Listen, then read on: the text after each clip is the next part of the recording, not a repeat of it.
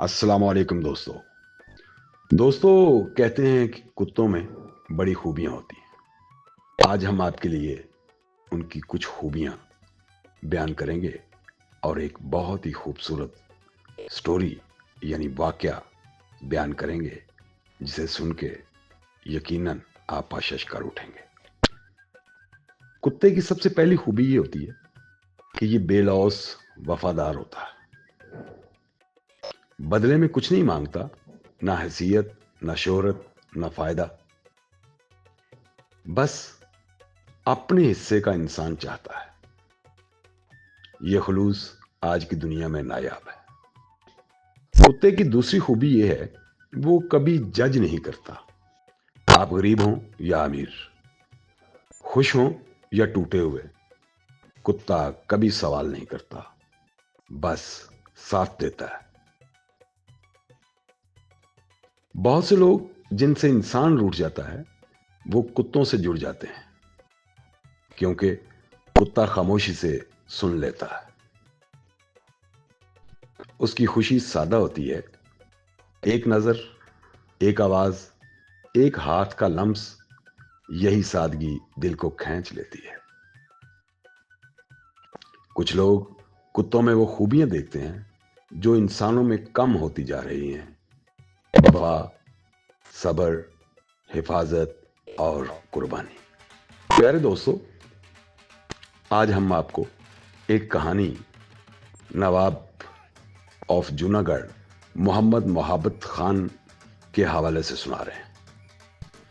कहते हैं कि नवाब मोहम्मद मोहब्बत खान अपने कुत्तों से बेपनाह मोहब्बत के लिए मशहूर थे, और मोहब्बत इस कदर शदीद थी कि वो रियासत के बजट का एक बड़ा हिस्सा उन पर खर्च करते थे।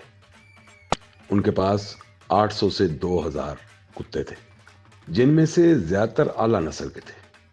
ये कुत्ते ना सिर्फ महल में रहते थे, बल्कि हर एक का अलग अलग कमरा, जाती नौकर, और बाज कमरों में तो टेलीफोन भी था।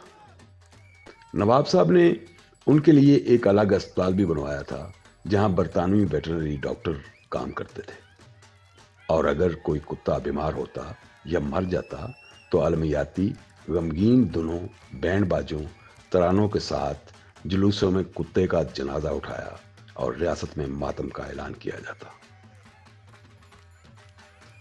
मरने वाले कुत्तों को मार्बल की कब्रों में दफनाया जाता। नवाब साहब को ग्रे हाउंड की नस्ल से खास लगाव था, और वो घंटों उनके साथ खेलते रहते।